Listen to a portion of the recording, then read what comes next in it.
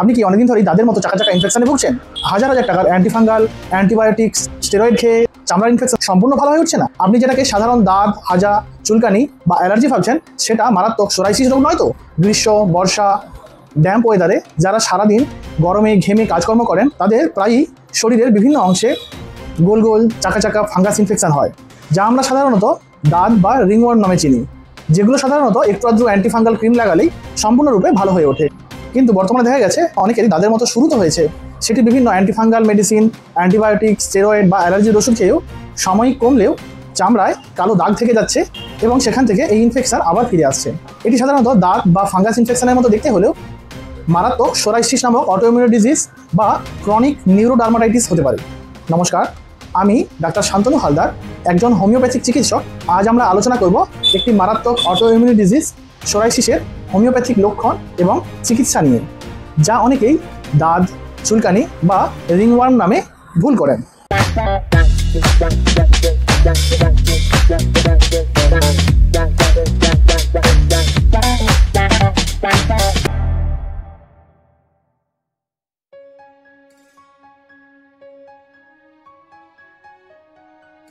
বিধিসম্মত সতর্কীকরণ। মনে রাখবেন, এই ভিডিওটি শিক্ষা এবং সচেতনতার জন্য, এটি কোনো ব্যক্তিগত চিকিৎসার বিকল্প নয়। আপনার হোমিওপ্যাথিক ডাক্তারের পরামর্শ নিয়ে তবেই ওষুধ ব্যবহার করুন। শুরু করার আগেই একটি বিশেষ অনুরোধ, আমি বিভিন্ন জটিল রোগের হোমিওপ্যাথিক ট্রিটমেন্টের বিষয় নিয়ে সহজ বাংলায় ভিডিও বানিয়ে থাকি। যারা আমাদের চ্যানেলে প্রথমবার এসেছেন এবং হোমিওপ্যাথি সম্বন্ধে জানতে ইচ্ছুক, তারা আমাদের চ্যানেলটিকে সাবস্ক্রাইব করুন এবং ডেসক্রিপশানে থাকা হোয়াটসঅ্যাপ চ্যানেলটিতেও জয়েন হন, যাতে সমস্ত ভিডিওর আপডেট আপনি ইনস্ট্যান্ট পেতে পারেন। দাঁত, ক্রনিক নিউরোডার্মাটাইটিস এবং সোরিয়াসিস প্রায় একই রকম দেখতে, কারণ এই তিনটি কন্ডিশনেই চামড়ায় লাল লাল দাগ, চুলকানি, খোলসের মতো উঠতে দেখা যায়।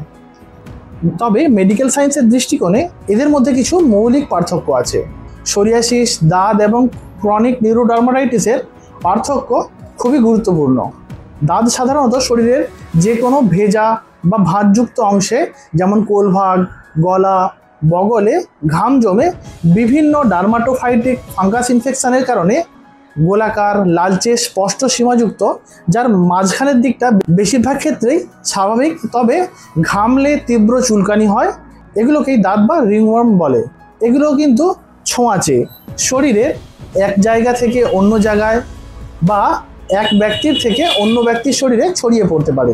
কিছু হোমিওপ্যাথিক ঔষধ ব্যবহার করলে এই ফাঙ্গাস ইনফেকশান সম্পূর্ণ ভালো হয়ে যায়। ফাঙ্গাস ইনফেকশানে কী ওষুধ ব্যবহার করবেন জানতে হলে আই বাটনে ক্লিক করে ভিডিওটি দেখতে পারেন।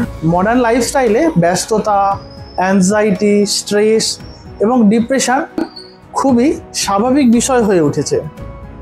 মানসিক চাপের কারণে হ্যাবিচুয়াল ইচ স্ক্র্যাচ সাইকেল তৈরি হয়, মানে অনেকেই নিজের অজান্তেই বারবার শরীরের বিভিন্ন অংশ, যেমন ঘাড়, মাথা, হাত পা বা পিঠ বা গোঁফের নিচে চুলকান বা ঘষেন, ফলে ওই স্থানের ত্বক ঘন এবং মোটা হয়ে যায়। একবার এই স্কিন মোটা এবং সেন্সিটাইজড হলে সামান্য কারণেই চুলকানি বাড়ে। রোগী অভ্যাসগতভাবে চুলকোতে থাকে। এখান থেকেই তৈরি হয় হ্যাবিচুয়াল ইচ স্ক্র্যাচ সাইকেল এবং ক্রনিক নিউরোডার্মাটাইটিস বা লাইচেন সিমপ্লেক্স ক্রনিকাস এখান থেকেই সৃষ্টি হয়। দাঁতের ক্ষেত্রে আক্রান্ত স্থান স্পষ্ট, গোলাকার, লালচে সীমাযুক্ত, যার মাঝখান বেশিরভাগই স্বাভাবিক থাকে। ক্রনিক নিউরোডার্মাটাইটিসের ক্ষেত্রে চুলকাতে চুলকাতে অস্পষ্ট বা চওড়া সীমাযুক্ত হয়, চামড়া ঘন ও মোটা এবং চুলকানিতে ফাটল লক্ষ্য করা যায়। কিন্তু সোরিয়াসিসের ক্ষেত্রে কনুই, হাঁটু, মাথা, কোমর বা পিঠের নিচের দিকে, বুকে ও পায়ের পাতায় মোটা, উঁচু, লালচে, গোলাপি রঙের চাকা চাকা দাগের সৃষ্টি হয়। কখনো কখনো দাগে চামড়া ফেটে যেতে পারে। এই চাকা চাকা দাগগুলির ওপরে থাকে মৃত কোষের স্তর, যাকে সিলভারি স্কেল বলে। এই আঁশগুলো সহজেই খসে পড়ে এবং দ্রুত গজিয়ে ওঠে। এই স্কিনের এই প্ল্যাক থেকে আলতো করে আঁশগুলি তুলে ফেললে ছোট ছোট লাল বিন্দু বিন্দু রক্তক্ষরণ দেখা যায়। এটাকে অ্যাটস্পিজ সাইন বলা হয়।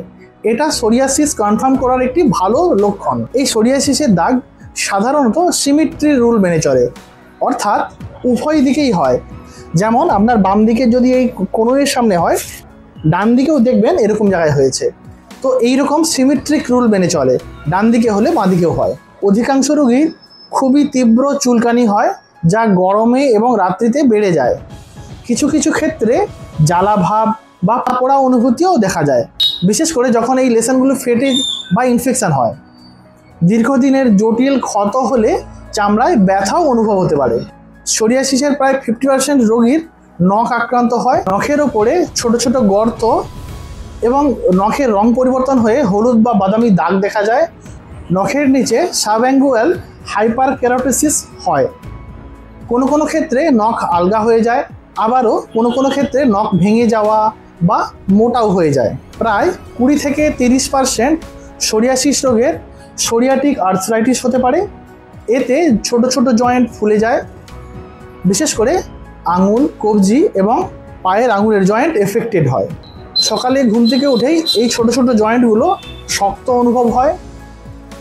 ঠিকঠাক চিকিৎসা না হলে এই জয়েন্টগুলি পার্মানেন্ট ড্যামেজও হতে পারে। এছাড়াও এই সোরিয়াসিস রোগীদের যদি নূতন কোনো জায়গায় অতিরিক্ত চুলকানোর ফলে বা কেটে গেলে সেখানেও কিন্তু এই সোরিয়াসিসের লক্ষণ প্রকাশ পায়। এছাড়াও শীতকালে ত্বক শুষ্ক হলে রোগের প্রকোপ বেড়ে যায়।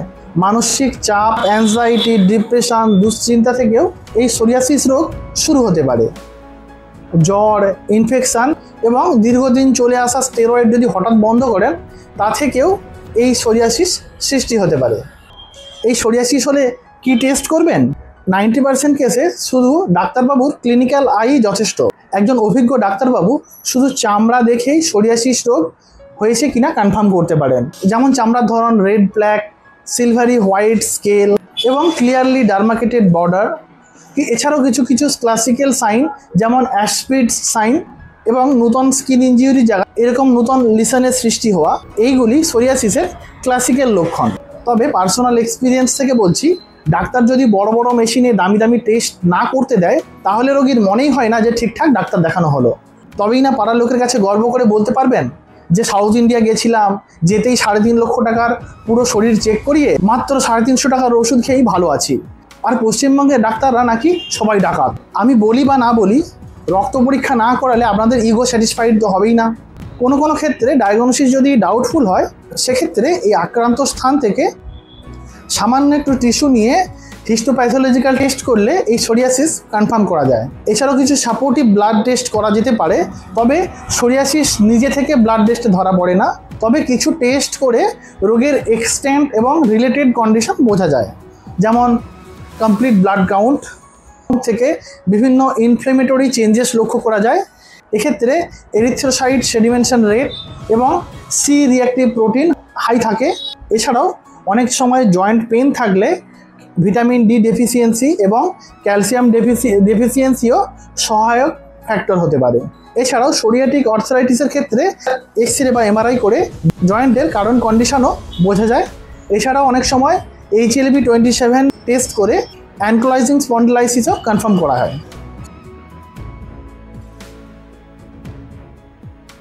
এই সোরিয়াসিস হলো অটোইমিউন স্কিন ডিজিজ।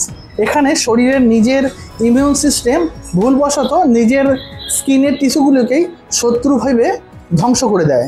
ফলে স্কিন সেলের টার্নওভার সাইকেল স্বাভাবিকের থেকে প্রায় 10 গুণ দ্রুত হয়। এই দ্রুত নতুন কোষ তৈরি এবং পুরনো কোষ ঝরে না যাওয়ায় লাল, মোটা, খসখসে আঁশ তৈরি হয়। এছাড়াও আপনার যদি বাবা বা মায়ের একজনের সোরিয়াসিস থেকে থাকে, সেক্ষেত্রে আপনার সোরিয়াসিস হওয়ার সম্ভাবনা 20 থেকে 30%। যদি আপনার বাবা মায়ের উভয়েরই সোরিয়াসিস থেকে থাকে, তাহলে কিন্তু আপনার সোরিয়াসিস হওয়ার সম্ভাবনা প্রায় 50%। এছাড়াও অনেক সময় সাপ্রেস হয়ে থাকা সোরিয়াসিস রোগে আপনার extreme mental stress, long term depression, skin injury, infection, অতিরিক্ত মদ্যপান, স্মোকিং থেকেও আপনার এই সোরিয়াসিস ট্রিগার হতে পারে। এছাড়াও কিছু ধরনের প্রেসারের ঔষধ যেমন বিটা ব্লকার, লিথিয়াম এবং কিছু কিছু অ্যান্টি ম্যালেরিয়াল ড্রাগের থেকেও এই সোরিয়াসিস ট্রিগার হতে পারে। এছাড়াও হরমোনাল ইমব্যালেন্সে, পিউবার্টি বা মেনোপজের ক্ষেত্রে আপনার এই সোরিয়াসিস ট্রিগার হতে পারে।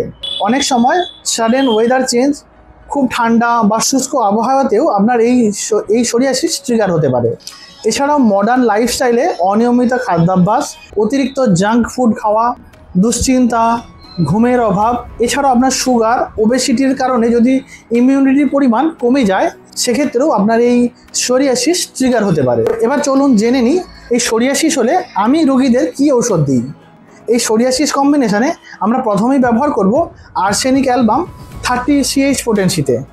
আর্সেনিক অ্যালবাম হোমিওপ্যাথিতে একটি অত্যন্ত গুরুত্বপূর্ণ রেমিডিস। এই arsenic album skin, mucous membrane, gastrointestinal tract এবং লাংসের ক্ষেত্রে খুব গভীরভাবে কাজ করে।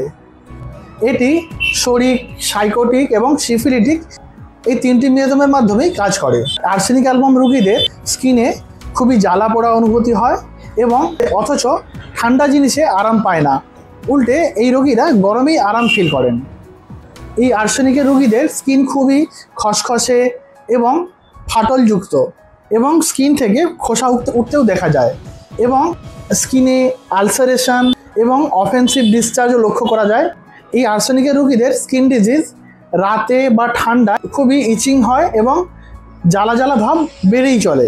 এই টাইপের রোগীরা অতিরিক্ত চিন্তিত, আতঙ্কিত, বারবার উঠবোস করে। এই আর্সেনিক অ্যালবাম রিংওয়ার্ম বা ফাঙ্গাস ইনফেকশন যদি বারবার রিল্যাপস করে, সেক্ষেত্রেও খুবই কার্যকর। তাহলে আমরা এই সোরিয়াসিসের জন্য হোমিওপ্যাথিক কম্বিনেশানে আর্সেনিক অ্যালবাম 11 ml ব্যবহার করব। এরপর আমরা ব্যবহার করব হোমিওপ্যাথিক ডাইলিউশন পেট্রোলিয়াম। পেট্রোলিয়াম হলো এক গুরুত্বপূর্ণ ডিপ অ্যাক্টিভ স্কিন রেমিডিস, বিশেষত ক্রনিক এক্সিমা, সোয়াইসিস এবং ক্র্যাকড স্কিন এবং উইন্টার অ্যাগ্রাভেশনের জন্য আমাদের খুবই পরিচিত।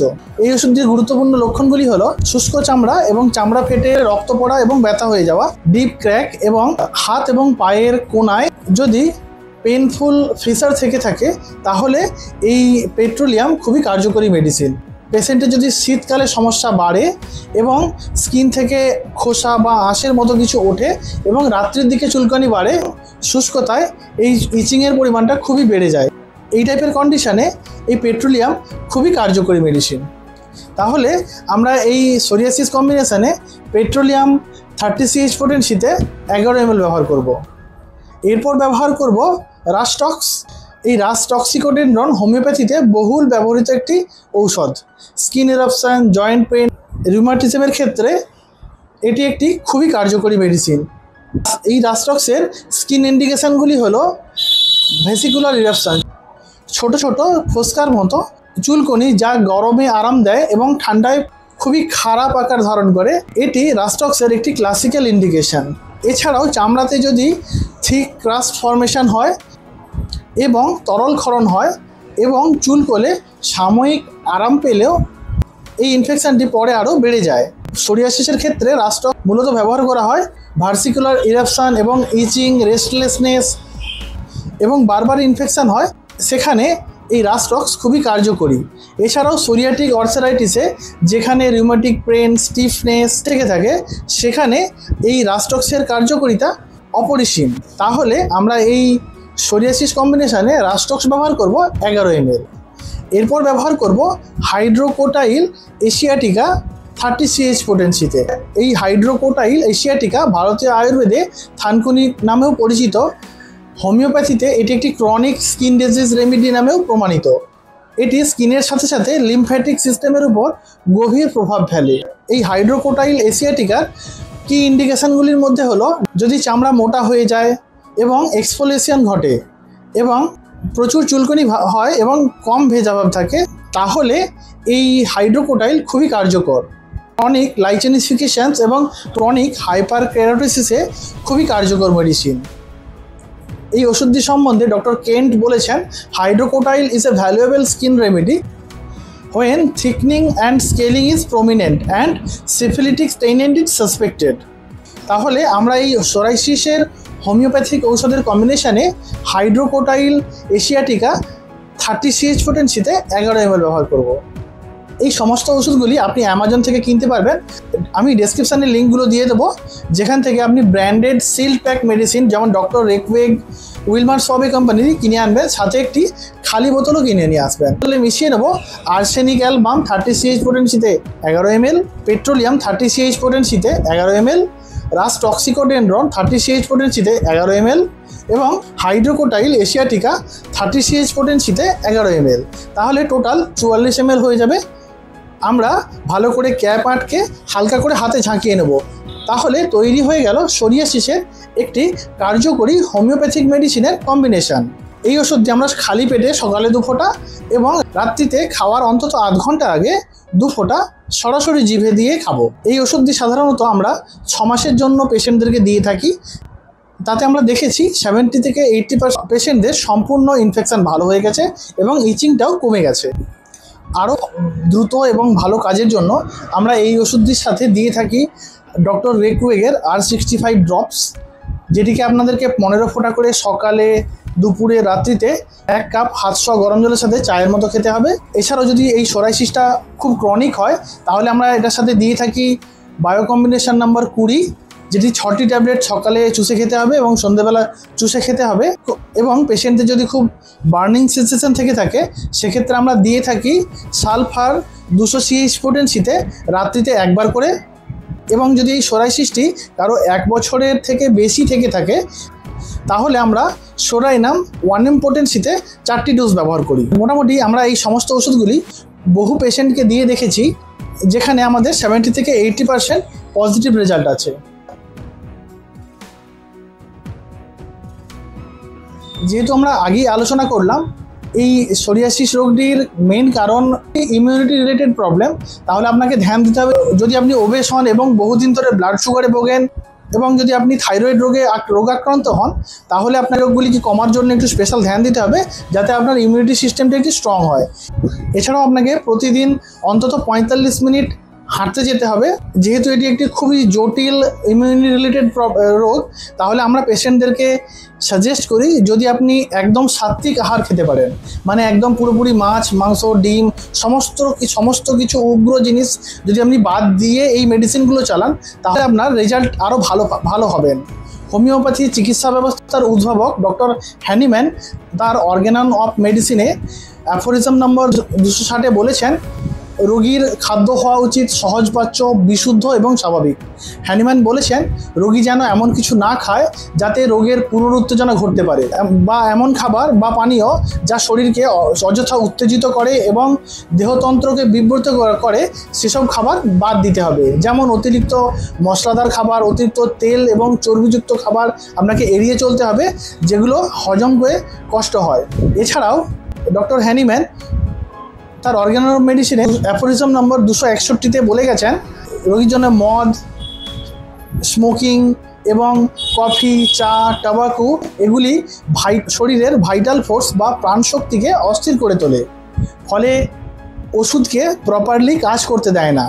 শুধু আহার নয়, রোগীর আচরণ, শারীরিক পরিশ্রম, বিশ্রাম এবং প্রপার ঘুম এবং মানসিক অবস্থাও খুবই গুরুত্বপূর্ণ। অযথা শারীরিক ক্লান্তি বা স্থিরতা দুই ক্ষতিকর। রোগী যেন সুসম্মত শারীরিক ব্যায়াম করে, পর্যাপ্ত বিশ্রাম পায়, সেদিকেও নজর দিতে হবে। এছাড়াও ডক্টর হ্যানিম্যান অর্গানন অফ মেডিসিনে 263 নম্বরে বলেছেন একজন সৎ এবং হোমিওপ্যাথিক চিকিৎসকের কর্তব্য রোগীকে শুধুমাত্র ঔষধ দিয়ে ছেড়ে না দেওয়া, বরং তার জন্য খাদ্য, পানীয় এবং অভ্যাস এবং জীবনধারায় শৃঙ্খলা ফিরিয়ে আনতেও সাহায্য করা উচিত। এটি যদি আমরা আধ্যাত্মিক দৃষ্টিতে ব্যাখ্যা করি তাহলে আপনি চেষ্টা করুন সাত্ত্বিক আহার খেতে এবং আপনার অযথা দুশ্চিন্তা আপনাকে কমিয়ে ফেলতে হবে। আপনি সারাদিন যে সোশ্যাল মিডিয়াতে কন্টেন্টগুলো দেখছেন সেটি যেন সুসম্মত হয়, যেমন আপনাকে আহার সুষম খাবার খেতে হবে, তেমন যেন কন্টেন্টগুলো সুষম হয়, মানে যেগুলো আপনাকে অযথা পরিশান না করে। যদি আপনি পারেন একদম সাত্ত্বিক আহার খেতে তাহলে সেটা একটু মেনে চলুন। যদি আপনি একান্তই না পারেন তাহলে আমি আপনাকে স্ট্রিক্টলি যেগুলো আপনাকে মেনে চলতে হবে, ধূমপান একদমই করা চলবে না, রেড মিট একদমই খাওয়া চলবে না, এছাড়াও আপনাকে অতিরিক্ত তেল ঝাল মশলা খাবার খাওয়া যাবে না এবং আপনাকে মদ্যপান একদমই অ্যাভয়েড করে চলতে হবে। প্রতিদিন এক্সারসাইজ করতে হবে অন্তত 45 মিনিট। এবং তার সাথে সাথে এই মেডিসিনগুলো খান, তাহলে দেখবেন আপনি শীঘ্রই আপনি এই মারাত্মক রোগগুলি থেকে মুক্তি পাবেন। আজকের মতো ভিডিওটি এখানেই শেষ করি। আমরা শিগগিরই ফিরে আসবো একটি নতুন টপিকে, নতুন ভিডিও নিয়ে। ততক্ষণ সবাই ভালো থাকবেন, সবাইকে ভালো রাখবেন, নিজের শরীরের খেয়াল রাখবেন, নিজের মনের খেয়াল রাখবেন এবং নিজের চিন্তাভাবনার ফ্লোগুলোর উপরে খেয়াল রাখবেন। বাই।